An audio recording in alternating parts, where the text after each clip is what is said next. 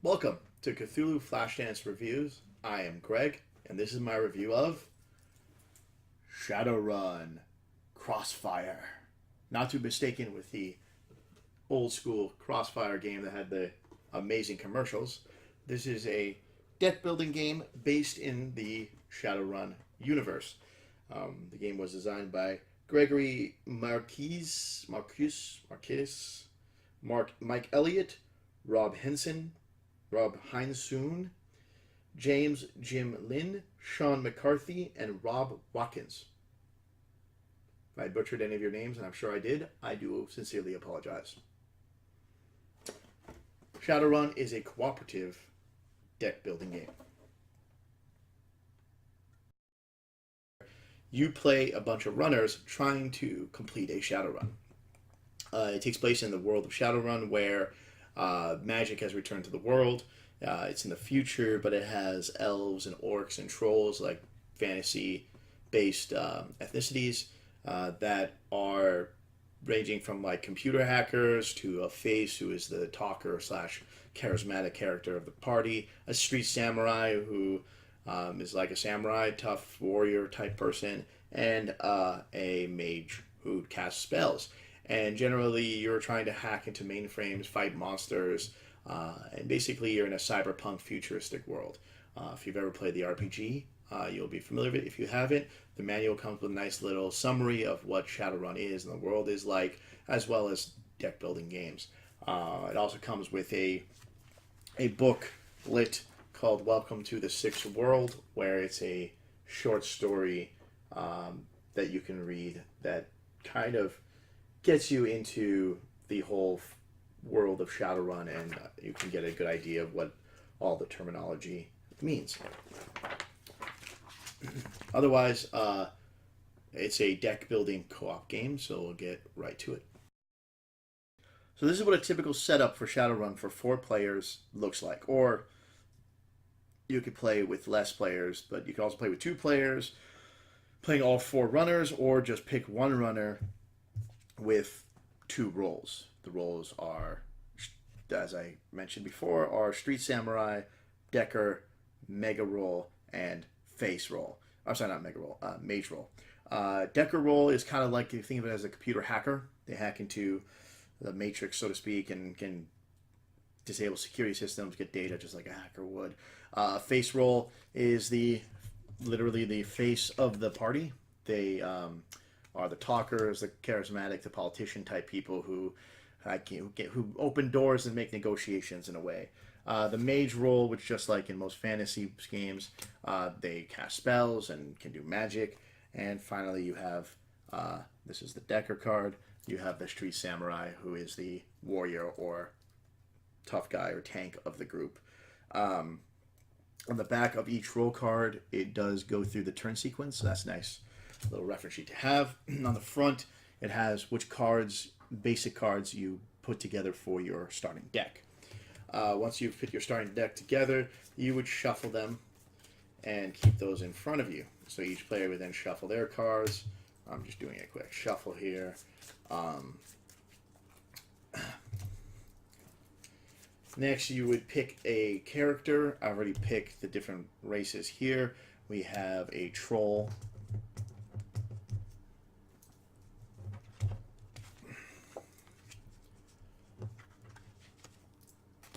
We have a troll. As you can see, it has a picture of a troll. It's got its starting health value, starting card draw, and starting new yen. Over here, you have a place where you can write his name with a dry erase pen. At the bottom, you have your karma, which is like your experience points. In the center, you have your upgrade slots. On the back, there's a little bit of a blurb about the character, as well as the photo. And at the top here, you can see your health, and as well as stagger and critical at the end. The green circle on the health indicates the starting health of this character. So trolls start with pretty heavy health. I also have chose a female orc here. There's a male and female of each character type, and then we have a elf here, female elf, and you have finally a human joining the ranks. You would take these health tokens let's say, health on them, and you place them on your starting health value. The game also has some max health tokens so that when you upgrade your guy, you can place the max health wherever your new starting health would be, because if you heal in the game, you can't heal beyond your maximum health. There's also, you put the other tokens, like the damage tokens, the general tokens, which have the little Shadowrun logo on them, and the rest of the new in a nice, easy to reach pile. When you begin the game, you would give each player their starting amount of new yen. So, like, for example, the orc here starts with 1, while the troll starts with 2, the human starts with 3, and our elf here starts with 4.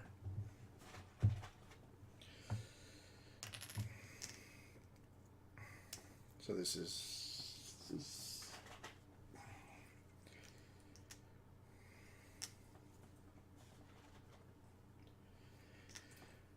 So new yen is important because it's how you buy better cards and more equipment. And also, the elf here starts with 4 cards, so she would draw 4 cards into her hand. 1, 2, 3, 4. The human starts with 4 as well. The orc starts with 5 cards, which is why she doesn't get as much money.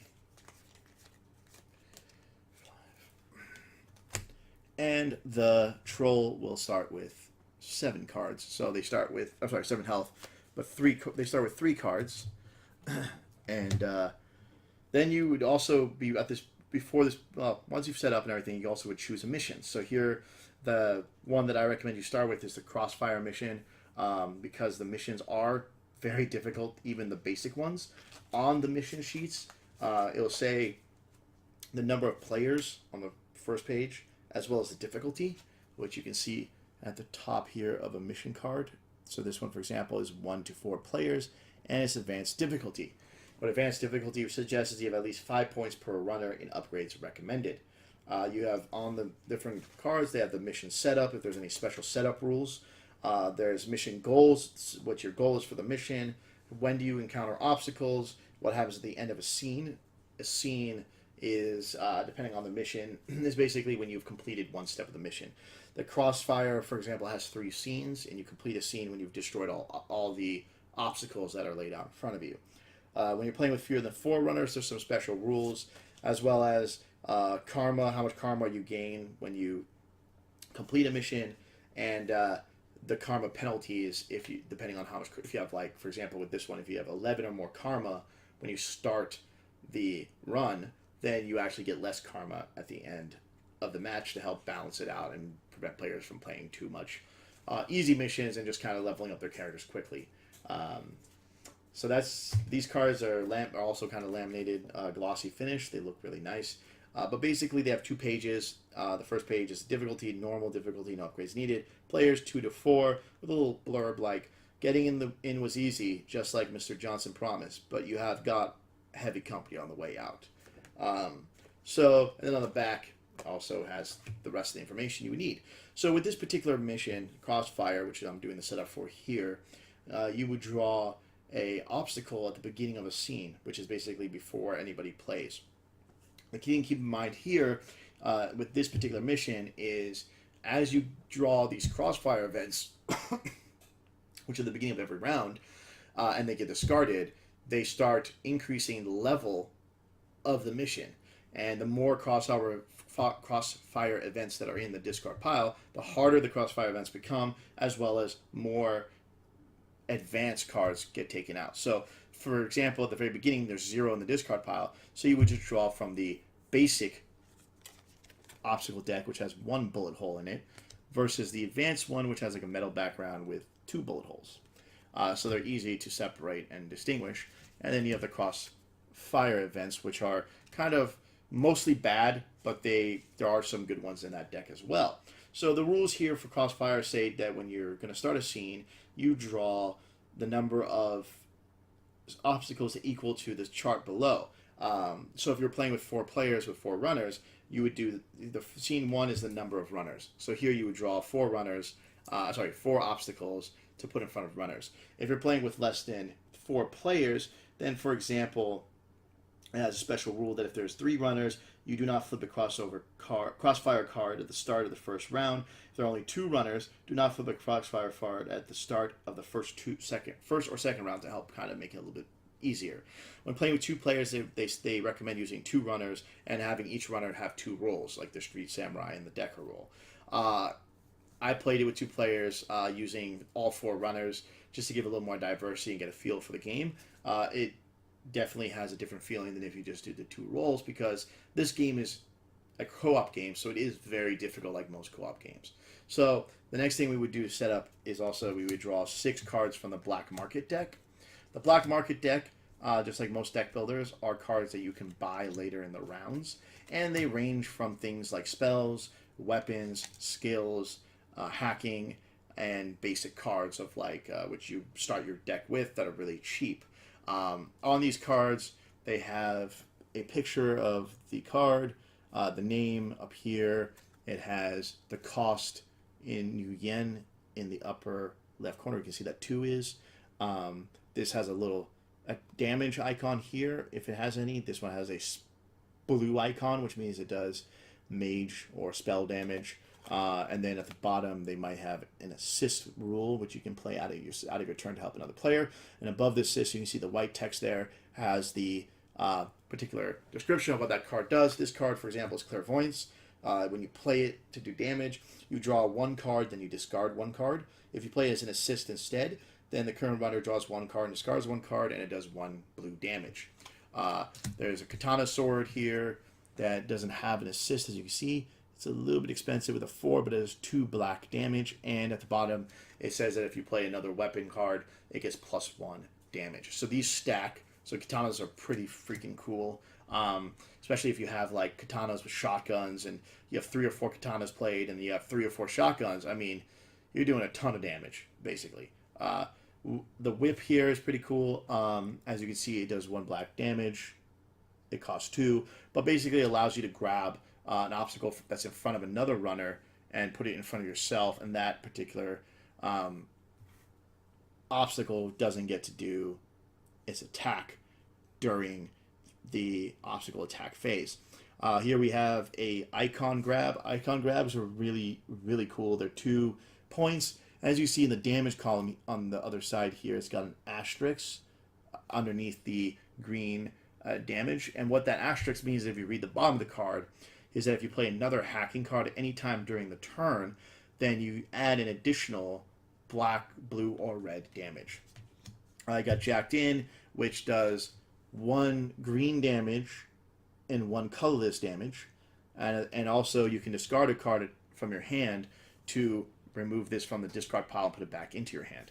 And then finally, there is this blue one here, which is the Guided Spirit, which also does 1 blue and 1 colorless, but it requires that you play a spell card from your hand that turn in order to buy this card. So if you didn't play a spell card from your hand, you can't really buy the card until you do. This also allows you to discard your hand, and if you do, you can draw that many cards to replace it. Market cards can be very powerful and can be really expensive. There's like Hack the Planet, which is worth 9, but it basically allows you to play any card that's worth 6 or less for free onto an obstacle, and that card gets discarded. To get started here, we would then draw obstacle cards. As the mission dictates, we would draw equal to the number of runners. So there's 4 runners. Even if there was less players, there's 4 characters running.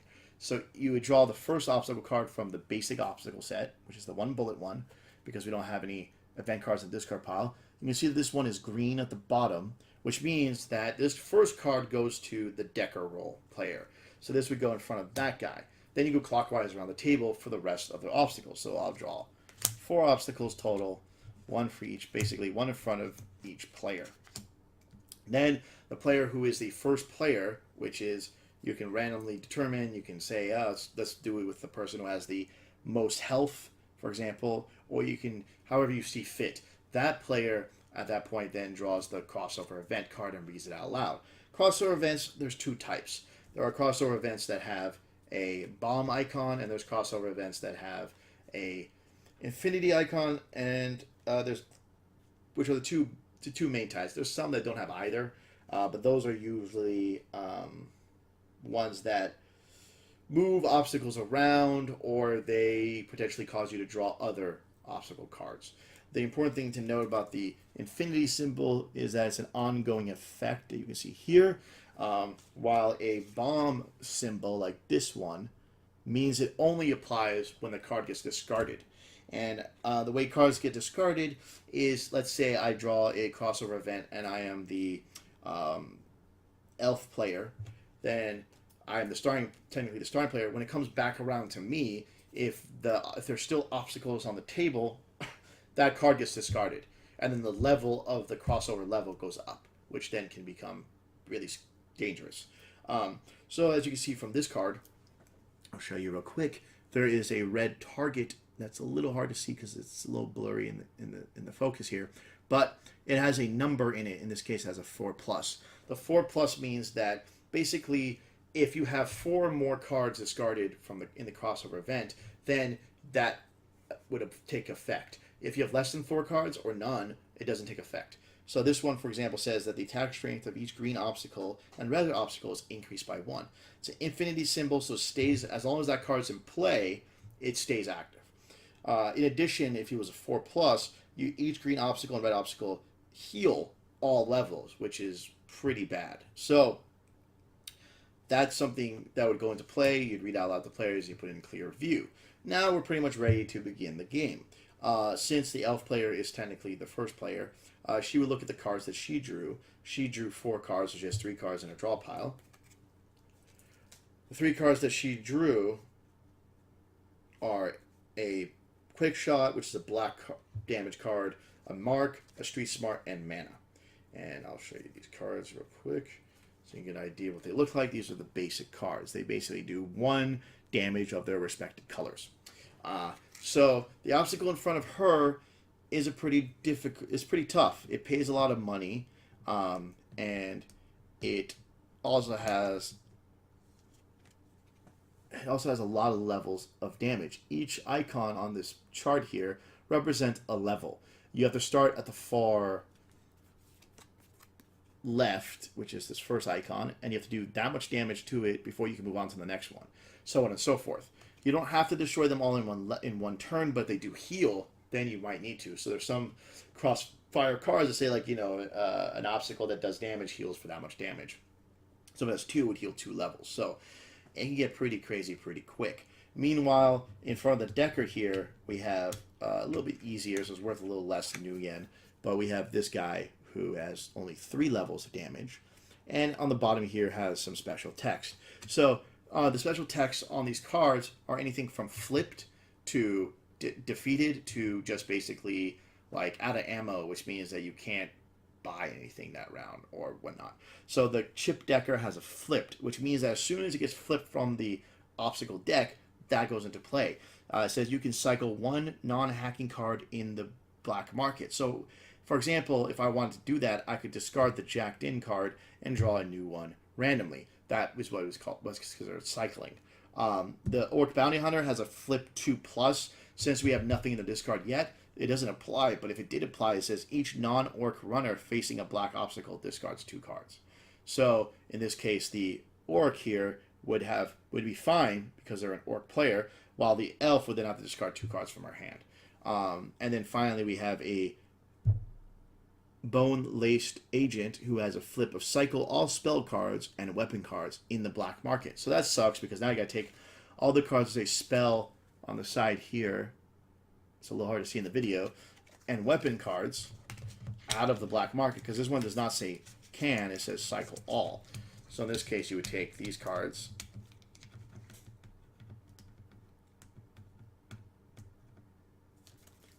discard them, and replace them with new cards.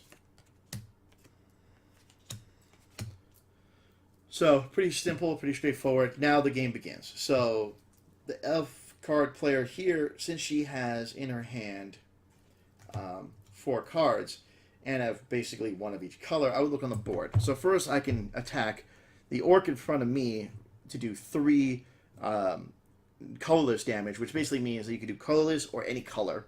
and 1 green, so I could spend all 4 of my cards and move this down 2 levels. Alternatively, I could spend 3 of my cards and move the Clip Decker down 2 levels because it has 2 colorless and 1 green. This guy has 4 colorless, so I could play all 4 cards and move him down 1 level. Or I could play the same thing with this guy, play 3 cards to move him down 1 level, and then the gun to move him down a 3rd level. Now, what would be beneficial here? You could talk amongst the table. Hey, what are we going to do? Who are we going to attack? So I think this does 2 damage. It's pretty bad. I can't take it out on my own, and it's got a lot of damage that needs to be done. So I want to. So then the elf player will go, okay, you know what? I'm going to play all 4 of my cards. I'm going to assign my these 3 cards to this obstacle and my 4th card to this obstacle. Now, alternatively, I could play 3 cards on this obstacle and 1 on this obstacle. And honestly, you can change your mind. You can play the cards and go, you know what, I changed my mind, I'm going to move them to a different obstacle around the board.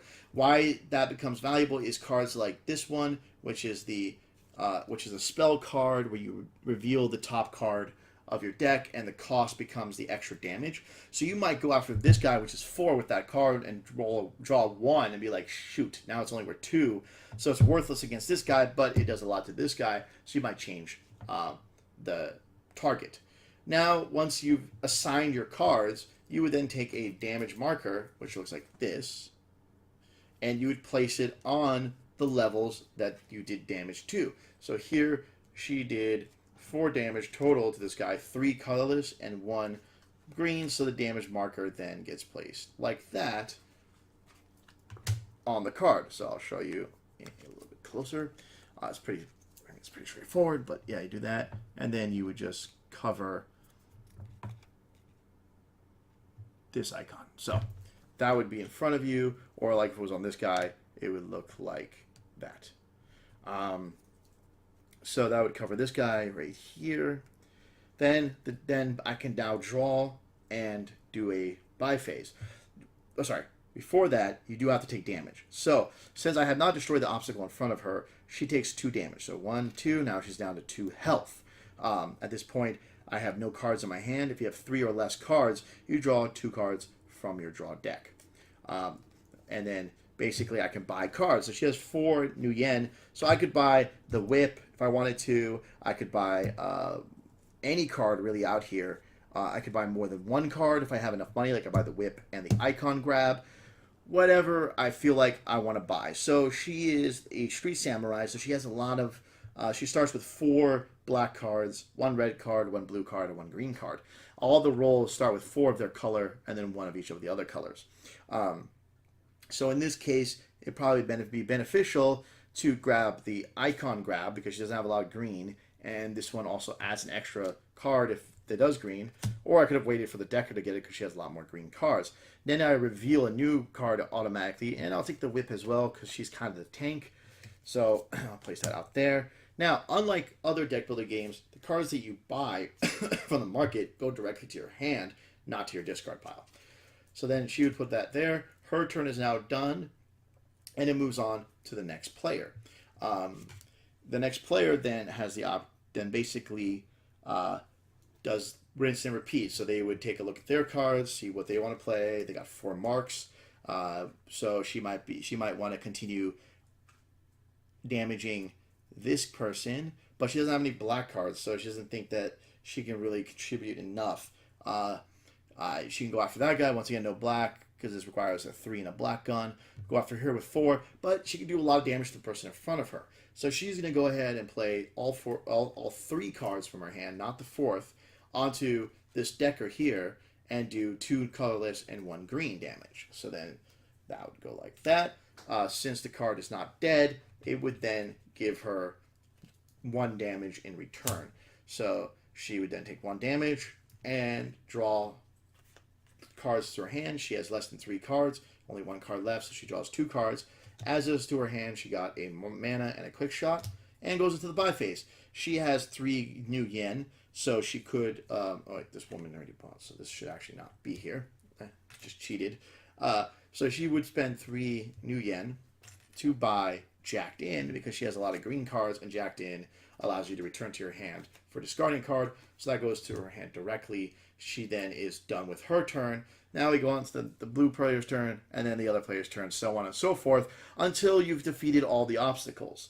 Once you've destroyed all the obstacles, every time you destroy an obstacle, you get as a reward the money that's in the upper left-hand corner. So in this card, you would get 11 new yen, while with this guy, you'd only get 5 new yen.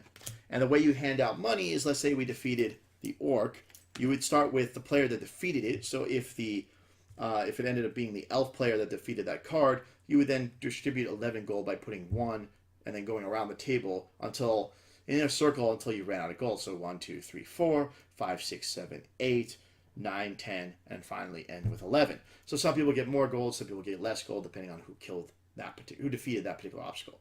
Once all 4 obstacles are destroyed, then you would end the scene. But before we get to the end of the scene, if it had gone around and come back to the elf player and there were still obstacles out, even if it's not in front of her, she would draw a new Crossfire event, discard the old Crossfire event, and now the Crossfire level has gone up by 1. So if you had drawn any cards with the little event icon at the bottom and they equal the number of discards or less, if the amount of cards in the discard pile is equal to or greater than the level on the particular Crossfire event, then you would then activate that part of the event. Now, once the scene is completed with the Crossfire mission, what you do is, so these obstacles were destroyed. We'll say you would have paid out all the new yen for these cards. You would take all the cardboard pieces out. I replaced a card that was bought that I forgot to replace. That's why I added one there. You put the obstacles in the discard pile, and then at the end of the scene, which is a special rule for this particular mission, everybody gets a chance to do one more buy round. The important thing here is, since when you buy cards, they go directly into your hand, not the discard pile, you can load up for the next part of the mission, if you have the money to do so. Things like Covering Fire is great because they have an assist ability that allows you to prevent something from attacking as well as give a black card. There's Negotiation that reduces the cost of an item by 1 as well as doing damage, and has an assist to do that as well. And the way assist works is, if you have an assist card, say I had Covering Fire, and on the elf player, and it was the orc player's turn, and she's about to do damage or something, I could play the assist card to any obstacle I want, which then does for that particular one, does 1 black damage and prevents it from attacking. The nice thing there is that you can help support the other players as well as maybe change strategies, because now that card is not going to attack anymore, so that player is not going to take damage during the damage phase. So assist cards are pretty powerful and really useful. There are heal cards in here. There's a Doc's Wagon that heals 2 to any runner, or if you use it as an assist, it heals 1 to that runner that is currently going. Because it's important to maintain your health, because if you end up getting enough damage where you get staggered, so on the sheet here you end up going down from, let's say you're at 2 and you take like 6 damage, you go to staggered. Any damage that is more than the value of the staggered, so if you're at 1, it's more than 1 damage. If you're at 7, it's more than 8 or more damage. 7 or more damage. Then you still go to stagger. You don't go beyond stagger until you've been staggered and then taken an additional damage. What staggered means is, if, let's say, the elf was staggered, she would take all the cards in her hand, all the cards in her discard pile, and all the cards in her draw pile, shuffle them together to create a new deck to draw from. So it's like kind of a reset. And then at the beginning of her turn, she can draw 1 card and add it to her hand. She does not get to participate in the buy phase. She does not get to, basically, until she gets healed. Once she is healed for at least 1 heal, then she can take 2 cards immediately into her hand, and then her turn can then begin as normal. Now, the bad thing about being staggered is, if, let's say, it comes back around and she takes damage again, she becomes critical. Now, when a runner becomes critical, they're out of the game. They've now been eliminated. And then the mission is failed. It goes into abort mode. Abort mode is every player has 1 more chance to survive the mission. They don't have to win the mission. They just can't get staggered or critical. If 1 runner is left who is not staggered or critical, even if the other 3 are, You still successfully abort the mission. Everyone gets 1 karma, depending on the mission. This particular mission gives you 1 karma. And then the game is over. The only way to lose a mission is if you go into abort and everybody gets staggered or becomes critical. In the game that we played a few times, we were staggered. I think we aborted like three times before we finally won a mission. These missions are very difficult, so don't be surprised if early on you lose a lot. There's also you can also make the missions harder by doing Bring It On mode, which adds +1 karma to your reward, but it also adds 1 additional obstacle at the end of each scene. Then there's Danger Zone, which you start the game with 1 card in the Crossfire discard, but you get +2 karma at the end, and in the same game, the team can choose this option up to once for each runner. So the idea is that you gain +2 karma for doing the Danger Zone, but it also increases the level of the Crossfire at the very beginning. So now with this particular scene, if we had finished the scene, everyone would heal for 1. So if you were staggered, you move it to 1 or whatever, you would heal for 1. Then you can buy if you want to buy, and then it basically starts over again. This time you would draw obstacles equal to the number of runners +1. So in this case, there's 4 runners. So it'd be 5 runners. Now, the important thing here is for each card that is in the discard pile of the Crossfire event deck, a hard obstacle gets placed instead. So if we have 1, the first card we draw is a hard obstacle, which in this case was a gargoyle. The gargoyle is black, so this would go in front of the samurai again. The street samurai, and then it goes around again. So only the first card, doesn't matter what color it is.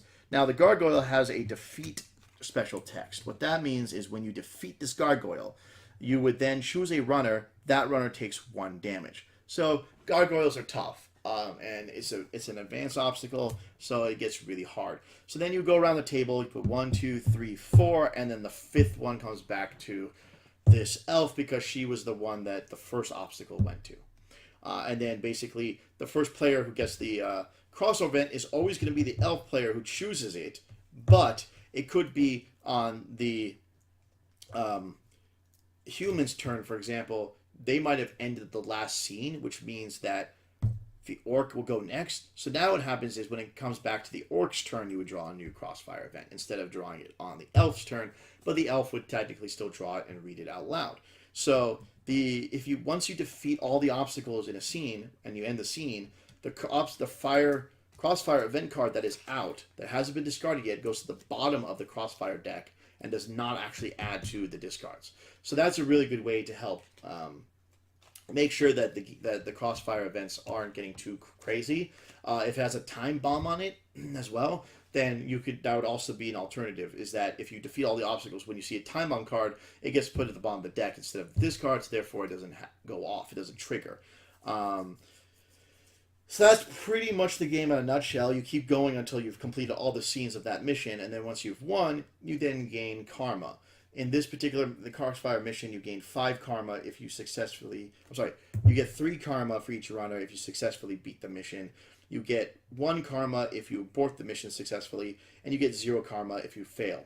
If you have Bring It On, it's +1 karma. If it's Danger Zone, it's +2 karma. So,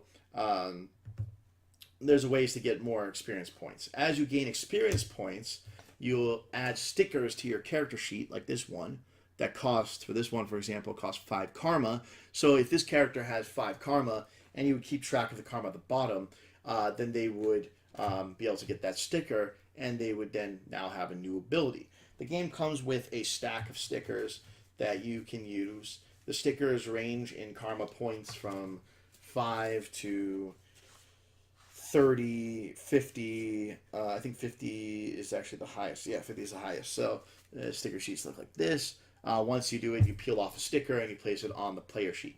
That's kind of the gist of the game. They're also laminated, so you can use a dry erase pen, which, unfortunately, the dry erase pens we use, as you can see here, they didn't really sit really well on these player cards. So the idea is that you can actually have like a campaign where you go on all these missions. There are 2 big expansions to the game that add more missions and more cards. I have one of them. And that's pretty much the gist. There's also these general tokens. There's a circular ones and square ones. They have the That's a little hard to see in the video, but they have the Shadowrun Dragon in red. These are just used like if you have, for example, a shotgun that does damage to more than one, you can place it on the obstacle to indicate that this obstacle is being affected by the card as well as the card, the one that's being played on. Or if it cancels, and like you can put it there. So it's basically just extra tokens to make sure that you have reminders in the game for card effects. So that's how you play Shadowrun Crossfire. Overall, I really like Shadowrun Crossfire. I think it's a really good deck builder game. It's very thematic in the sense that like each role has a different starting deck, but then eventually you can really mix and match as much as possible. But there are certain advantages. So, for example, with the mage role, if you focus on getting mostly mage spell cards, you become much more powerful than, say, the street samurai with a mage card. Because some mage cards, for example, are like draw from your deck the top three cards, and if they're spell cards, then they it does that much more damage. If it's other cards, it doesn't do as much damage. The hacker guy has a lot more green cards and to start with. So there is a little bit of theme there, but you could easily retheme the game, so it's not like 100% glued on with the theme. So if you're not a huge Shadowrun fan, it doesn't mean you can't still enjoy this game. But it is pretty cool. I do love the fact that when you buy a card, it goes into your hand rather than your discard, which is a little bit unique compared to other deck builder games where it goes right into your discard pile.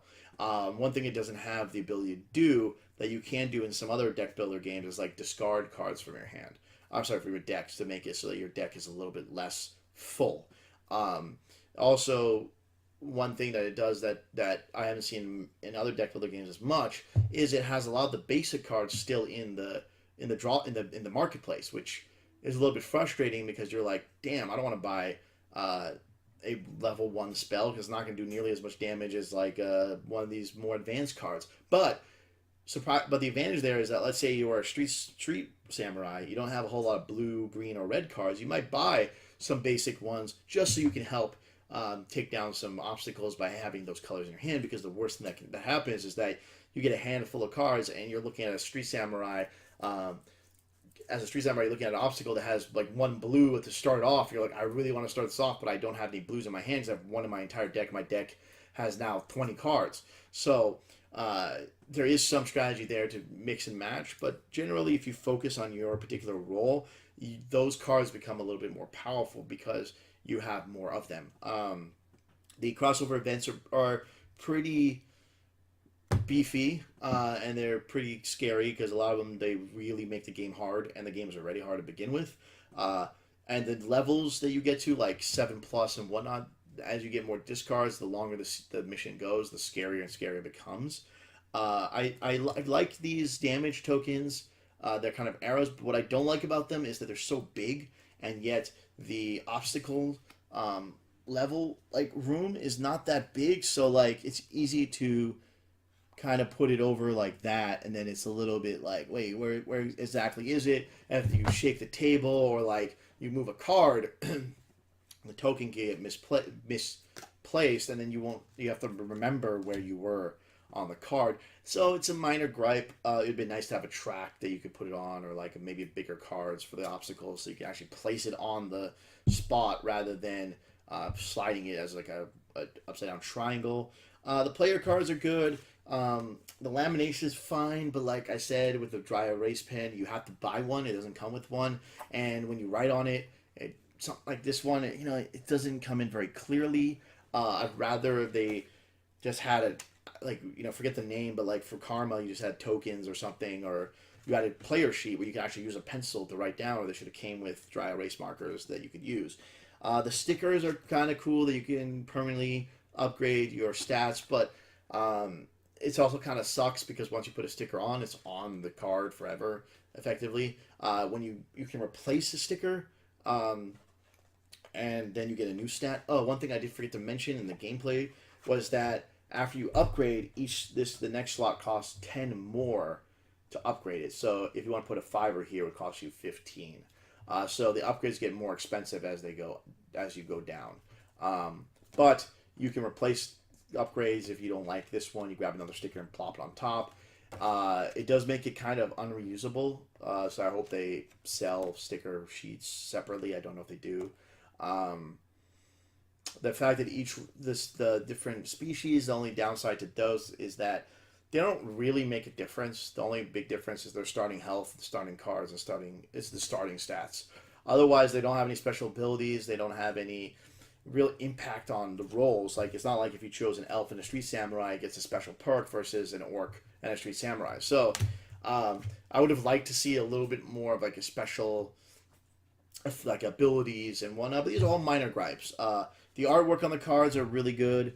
As you can see, they're kind of almost kind of photorealistic art. Um, and the artwork on the player mats are great. The Crossfire events don't really have a whole lot of art. They're mostly just text. Obstacles have good art though. As you can see, they kind of have events and different things. Like they range from technology to Sixth World, which is like vampires and gargoyles, to orc and humans and hunters and whatnot. So that's pretty cool. The rule book is pretty easy to follow. I didn't have that much trouble reading it, and explaining the rules from it. So there wasn't a whole lot of back and forth. Um, it also comes with a Shadowrun preview of one of the novels, like a short book. So that's kind of cool if you want to get a little bit more into the flavor of the game. Like I said before, it comes with this Welcome to the Sixth World that kind of goes over all the different species and like what the different terminologies are and kind of what this whole Shadowrun world is like. The rule book is great. It comes with a lot of stuff too in it that help you with the flavor of the game. The rules, like I said, they're pretty easy to follow. At first, it looks like there's a lot of rules, but as you read them, it's really not that. It's not really that much. This is one of the few games where we actually didn't have to go back and reference the rules too much. So once you start playing it, it pretty much is pretty straightforward. It's really fun. I gave it a 9 out of 10. I was on the kind of the edge of giving it an 8.5 or a 9, but I really had it. But like I said, the minor gripes could have bumped it down to an 8.5, but I enjoyed the game enough that I felt like it deserved a 9 out of 10. If the game sounds fun to you and you like deck building games, then I definitely recommend you check it out. Thank you.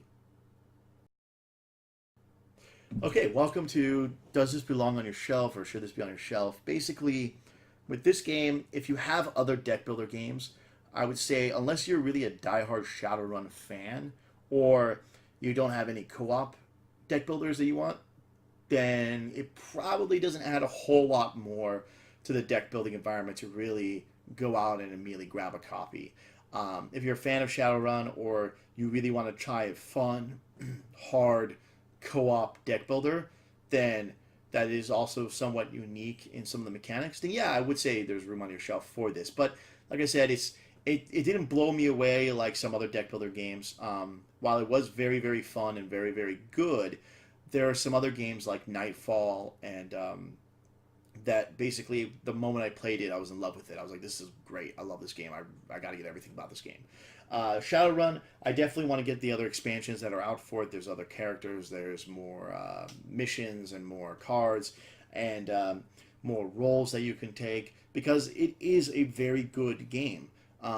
But if you already have a lot of deck builder games, it's not going to add a whole lot more. I mean, the biggest thing that I saw was the leveling up your character sheets and the cards you buy going into your hand instead of the discard, which is great, and that does add to the genre, but it's not like revolutionizing deck building where like if you have Dominion, Nightfall, and let's say Thunderstone, that you just need to go and grab another one unless you really love deck builders.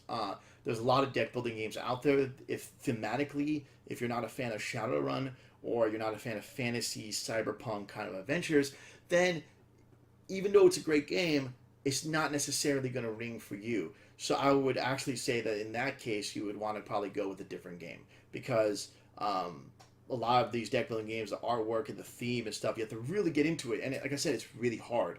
We lost like 3 or 4 times before we finally won. So unless you're really into the game and really into the artwork, it's going to be a big turnoff, like a lot of the co-op games. But give it a try. If you find it in a store or convention, maybe you might enjoy it a lot, and then you might want to pick up a copy. If you like Shadowrun and you like deck builders and you have room on your shelf for another one, I would say definitely Shadowrun deserves to be on your shelf. Otherwise, if you're not a big fan of the theme, or you don't have room for more deck builders and you're really looking for one that changes deck building, then I would say no, it does not belong on your shelf. So thank you for watching, and I'll see you soon.